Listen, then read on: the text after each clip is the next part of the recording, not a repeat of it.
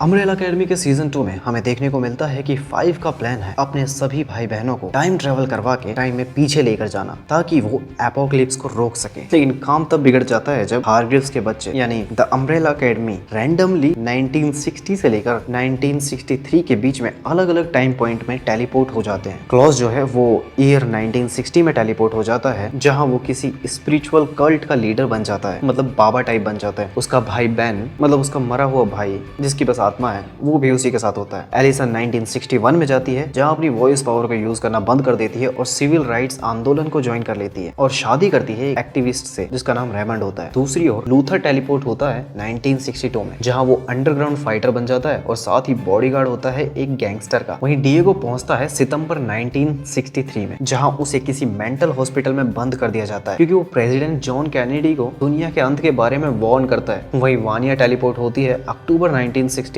में जहां उसका एक्सीडेंट कार से हो जाता है और वो अपनी याददाश्त खो बैठती है और एक फैमिली उसे अपने घर में रहने देती है क्योंकि वही वो फैमिली है जिसने उसे कार से टक्कर मारी थी। और उस फैमिली में जो मेंबर्स हैं वो होते हैं Cissy and Carl Cooper and उनका छोटा बेटा हार्लिन कूपर। और लास्ट में बचता है 5 जो कि 25 नवंबर 1963 में पहुंचता है जहां चारों ओर तबाही मची हुई है और दुनिया खत्म होने की कगार पे है। अब क्योंकि 5 टाइम में सबसे आगे है तो दिखाया जाता है कि 5 सिबलिंग्स यहाँ हैं और वो लड़ रहे हैं सोवियत सोल्जर्स से। तो भी एक बुजुर्ग 5 को बताते हैं कि ये एक दूसरा एपोकेलिप्स है जिसे अम्ब्रेला अकेडमी को रोकना ही होगा, लेकिन उससे पहले कि वो एक्सप्लेन कर पाते 3 स्वीडिश असिशियन उसे मार डालते हैं। 5 किसी तरह अपनी जान बचाने के लिए टाइम में 10 दिन पीछे चला जाता है। अब उसके पास बहुत ही कम टाइम है अपने सिबलिंग्स को ढूंढने के लिए और एपोक्लिप्स को रोकने के लिए, लेकिन हारग्रीव सिबलिंग्स को रीयूनाइट करना कहने से ज्यादा मुश्किल है। वानिया को अभी भी कुछ याद नहीं है, वो अपनी न्यू जिंदगी कूपर फैमिली के साथ ही शुरू कर देती है। वानिया और सीसी एक सीक्रेट लव अफेयर में भी है। साथ ही वानिया सीसी के बेटे हार्लिन के लिए भी काफी प्रोटेक्टिव है। जब एक बार हार्लिन तालाब में डूब जाता है तो वानिया अपनी पावर्स यूज करके उसे बचा लेती है और जब वो उसे सीआर भी देती है तो उसकी कुछ पावर्स हार्लिन में ट्रांसफर हो जाती है। हारग्रीव सिबलिंग्स वानिया को याद दिलाने की कोशिश करते हैं कि वो उसकी फैमिली है,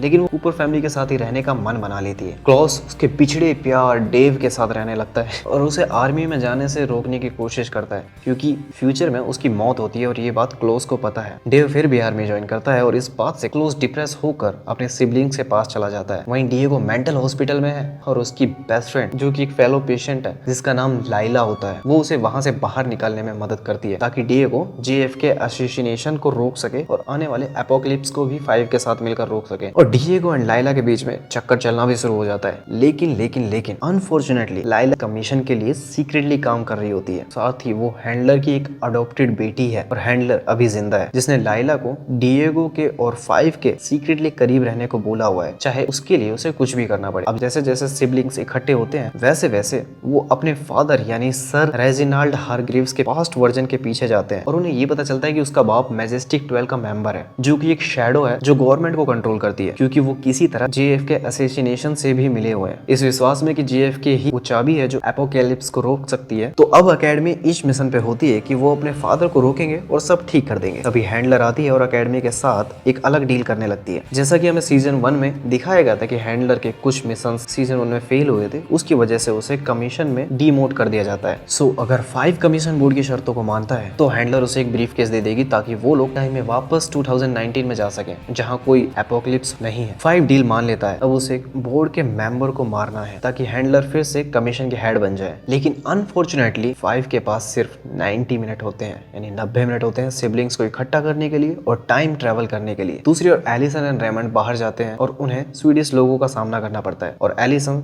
अपनी पावर्स से अपने हस्बैंड को बचा लेती है। दूसरी ओर वानिया की तरफ भी चीजें सही से नहीं चल रही होती हैं। वो शिशी को कन्विंस करती है कि वो और हार्लिन कार्ल को छोड़कर कहीं और भाग जाएं, लेकिन कार्ल पुलिस को बुला लेता है और पुलिस वानिया को रोक लेती है। अब वानिया अरेस्ट हो जाती है और ब्रीफ केस का टाइम चलता रहता है और अकेडमी अभी भी पास्ट में फंसी रहती है। अब क्योंकि वानिया को रसियन बोलना आता है तो पुलिस को लगता है कि वो केजीबी की तरफ से है और फिर एफबीआई उसे ड्रग देती है, उसे इंटरोगेट करती है, उसे टॉर्चर करती है। अब इस टॉर्चर से वानिया को अपना पास्ट याद आ जाता है और साथ ही उसकी सुपर पावर्स भी आउट ऑफ कंट्रोल हो जाती है। इसी दौरान लाइला डिएगो को किडनैप करके रखती है और उसे कमीशन के पास लेके जाती है, जहाँ वो लोग उसे कन्विंस करते हैं कि वो कमीशन को ज्वाइन करे। तभी कमीशन के हेडक्वार्टर में डिएगो को एक हर्ब नाम का एनालिस्ट बचा लेता है, जो उसे एपोक्लिप्स की वजह भी दिखाता है। उसमें पता चलता है कि वानिया FBI बिल्डिंग तोड़ देगी, JFK बच जाएगा और सोवियत पर हमले का इल्जाम लगेगा, जिसकी वजह से वर्ल्ड वॉर 3 होगा। फिर हर्ब डिएगो की मदद करता है उसे बाहर निकालने में, ताकि डिएगो वानिया को रोक सके और दुनिया बच जाए। डिएगो फिर अकेडमी के साथ फिर रीयूनाइट हो जाता है और सभी लोग वानिया को रोकने के लिए चल पड़ते हैं। अब क्योंकि वानिया की पावर आउट ऑफ कंट्रोल हो चुकी है, तो कोई भी वानिया तक नहीं पहुंच सकता सिवाय बेन के, मतलब उसकी आत्मा के। बेन वानिया के दिमाग में घुसता है और वानिया को शांत करने की कोशिश करता है और वो कामयाब होता है। और इस सब के बाद जब एपोक्लिप्स टल जाता है तो बेन के स्पिरिट को फाइनली मुक्ति मिल जाती है। अब क्योंकि वानिया की पावर्स से एक्सप्लोजन नहीं होता, तो हिस्टोरिकल इवेंट्स ऐसे ही चल रहे होते हैं जैसे उन्हें चलना चाहिए। तो परिणाम स्वरूप JFK असोसिएशन के मैजेस्टिक 12 में रिग्नाल्ड आते हैं और रिवील करते हैं कि उसका प्लान सिर्फ असोसिएशन को ज्वाइन करना नहीं था, बल्कि उसे रोकना भी था। उसके बाद वो खुद की आइडेंटिटी को रिवील करते हैं और सभी मैजेस्टिक 12 के मेंबर्स को मार डालते हैं। दूसरी ओर वानिया को उसके सेंसेस में फील होता है कि हार्लिन मुसीबत में है, और जैसे कि अब सभी सिबलिंग्स फाइनली इकट्ठा हो चुके हैं, तो सब साथ में कूपर फार्म जाते हैं, ये पता करने के लिए कि आखिर हार्लिन के साथ क्या हुआ। तभी देखने को मिलता है कि हार्लिन डरा हुआ है और अपनी पावर्स पे अपना कंट्रोल खो चुका है। साथ ही वानिया उसे रोकने में उसकी मदद कर रही होती है। अनफॉर्चुनेटली तभी वहाँ पे हैंडलर आ जाती है लायला के साथ और बाकी कमीशन के आर्मी के साथ। वानिया अपनी सुपर पावर्स का इस्तेमाल करके कमीशन के सभी एजेंट्स को मार देती है, लेकिन हैंडलर और लायला बच जाते हैं। तब ये रिवील होता है कि लायला सुपर पावर्स के साथ पैदा हुई थी 1 अक्टूबर 1989 को, और उसकी पावर ऐसी होती है कि वो दूसरों की पावर्स को कॉपी कर सकती है। लायला अकेडमी से लड़ती है और उन्हीं की पावर्स उन्हीं के खिलाफ यूज करती है। इस बात से बेखबर लायला कि हैंडलर ही वो इंसान है जिसने उसके असली पेरेंट्स को मारने के ऑर्डर दिए थे, ताकि हैंडलर उसे अडॉप्ट कर सके और उसकी पावर्स को मैनिपुलेट कर सके। अब हैंडलर चाहती है कि वो हार्लिन को भी सुपर पावर्ड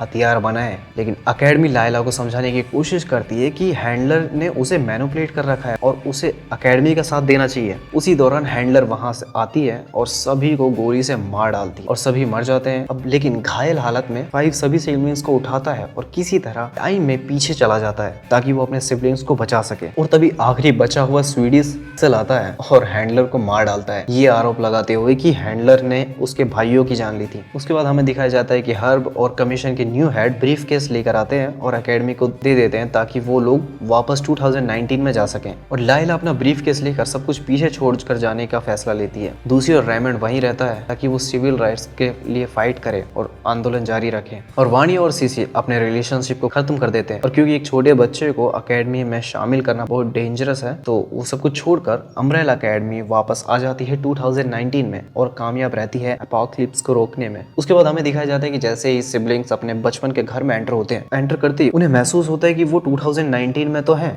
लेकिन वो उनका 2019 नहीं है, क्योंकि यहाँ रेजिनाल्ड ग्रीट्स अभी भी जिंदा है। और वो बताते हैं कि इस टाइमलाइन में उसने उन्हें अडॉप्ट नहीं किया था, बल्कि उसके सुपर पावर्स वाले बच्चे अलग हैं, जिनके ग्रुप का नाम द स्पैरो अकेडमी है। तभी अम्ब्रेला अकेडमी ऊपर दिखती है और उन्हें वहाँ स्पैरो अकेडमी के मेंबर्स दिखते हैं, जिनमें सिर्फ एक ही जाना पहचाना चेहरा नजर आता है, और वो होता है बेन का। और बेन जिसे कोई आइडिया नहीं है कि वो लोग कौन है। और बस यहीं पे सीजन 2 खत्म हो जाता है। तो आप लोगों को सीजन 3 से पहले सीजन 2 की इन्फॉर्मेशन सब कुछ याद दिलाने में कामयाब रही तो वीडियो को लाइक करें। बाकी मैं मिलूंगा आपसे अगले रिकैप में, तब तक के लिए you know what to do.